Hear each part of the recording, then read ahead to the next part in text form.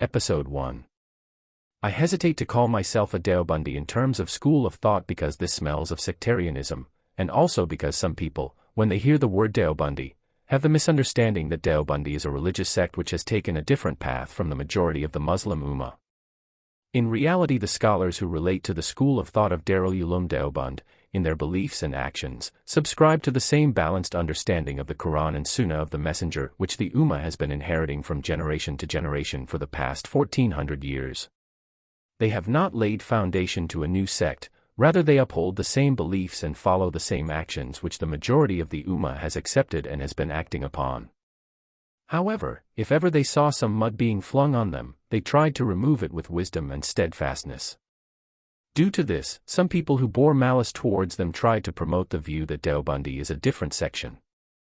On this topic, Hakimul Islam Hadrat Maulana Qari Muhammad Tayyab Sahib's, may Allah have mercy on him, the Maslik of the Scholars of Deoband, is an excellent book, and have further explained this point in the introduction of this book. What wanted to say at this point is that despite considering the scholars of Deoband my ideals in religious matters, hesitate in calling myself a Deobandi in terms of school of thought because it smells of sectarianism. But am a Deobandi in terms of my place of birth, as by the favor and benevolence of Allah Ta'ala had the good fortune of being born in the town where the Darul Uloom Deoband produced such mountains of knowledge and excellence, resolution, and steadfastness and exaltedness of character, the equals of which it is difficult to find in this last era. In Deoband our ancestors were famously known by the title of Mian Ji. Mian Ji was a title in those times about which my respected father, may Allah's mercy be upon him, wrote. The elementary schools, which were spread throughout villages and towns, used to teach the noble Quran and after that Urdu, Persian, and mathematics. The standard of their education was higher than today's middle schools.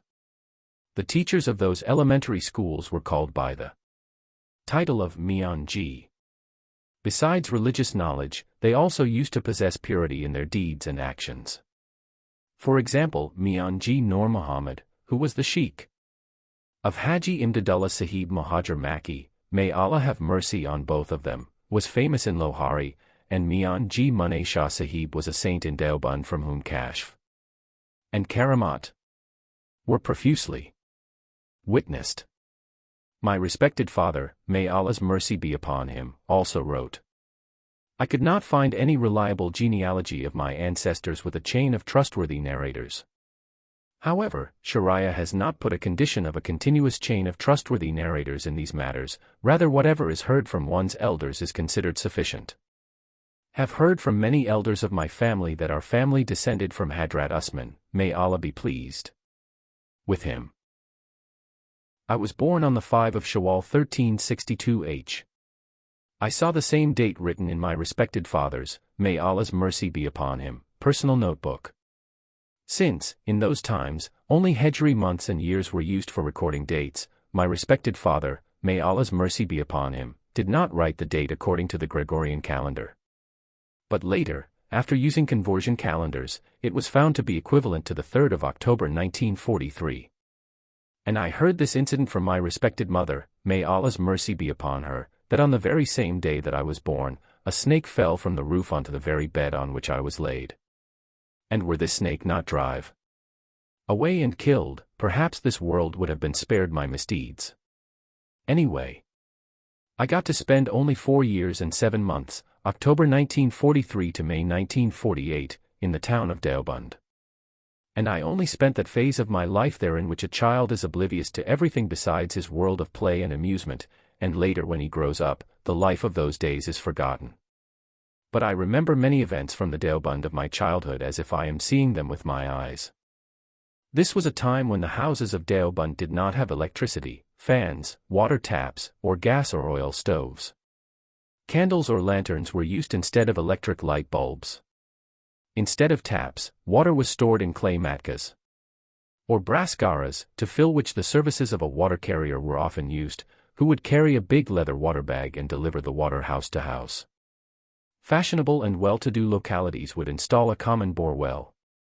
The metal handle of this bore well would be pushed up and down to extract water, which would be filled in some bucket or hoda, ewer. Besides obtaining water, a side benefit of operating this device was that the hands, rather the entire body, would receive a decent workout. Since I was too small to bear such rigorous physical activity, I would amuse myself watching others swing from its handle. Surahis were used for drinking water in homes, which would be cooled up by a blistering flurry of smacks from the frigid wind. Instead of electric fans, handheld fans were employed, which are nostalgically missed even today during power outages. In May and June, when torrid heat would emanate from every which direction, a waterman, who would also be called bihishti or mashki, would sprinkle water from his water bag onto the brick floor.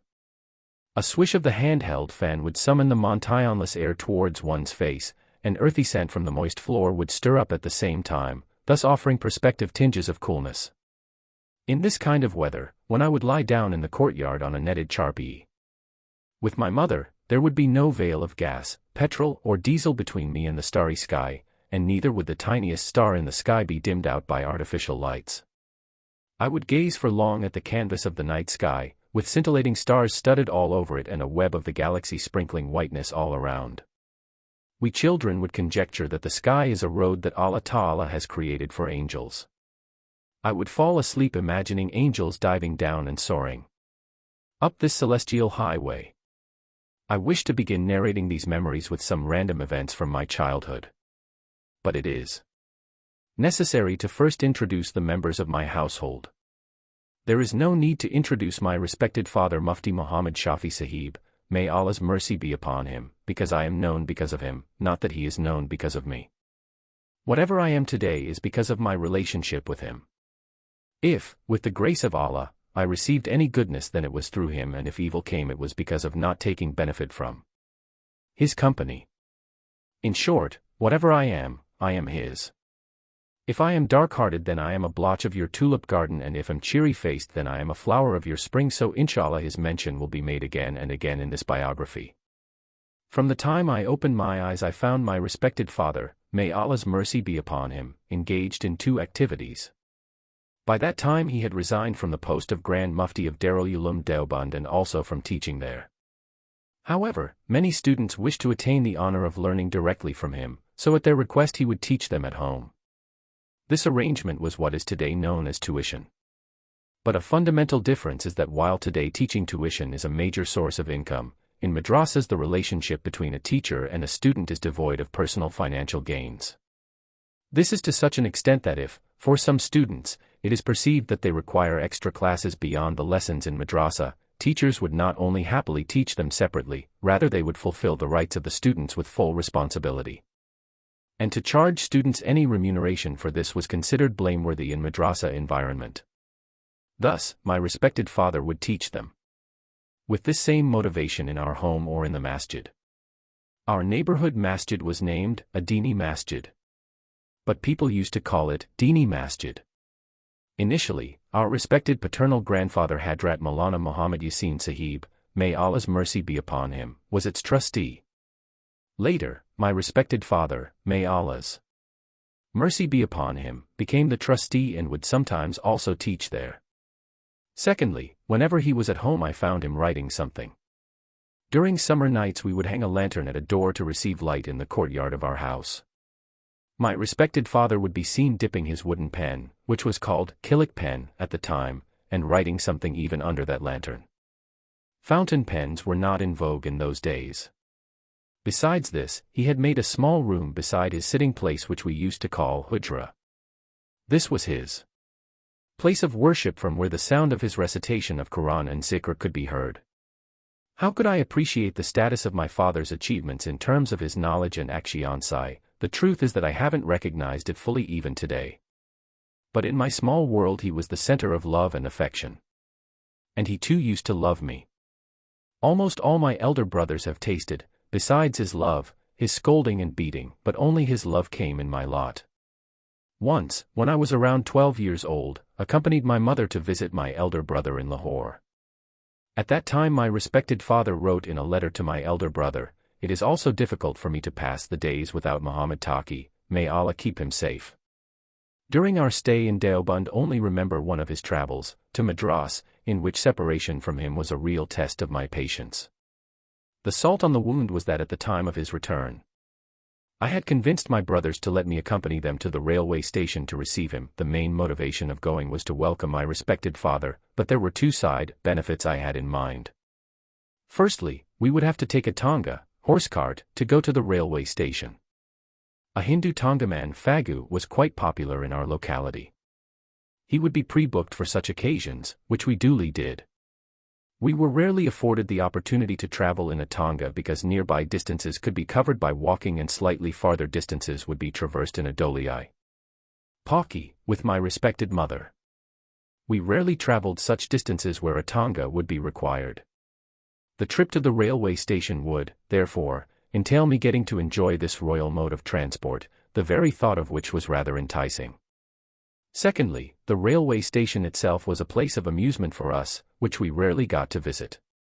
Today was therefore a rather delightful occasion for me on many fronts. But just when we were about to leave, somehow my hand got burned and I had to remain at home for treatment. I was thus deprived of the trip to the station. However, I cannot forget the blissful moment when my respected father entered our home. Before turning his attention to anything else, he called out for me and, taking a few hastened steps towards me, took me in his arms. In the lantern-lit courtyard, his dense black beard and beaming face brimming with radiance and love is engraved in my memory as if I am looking at him now.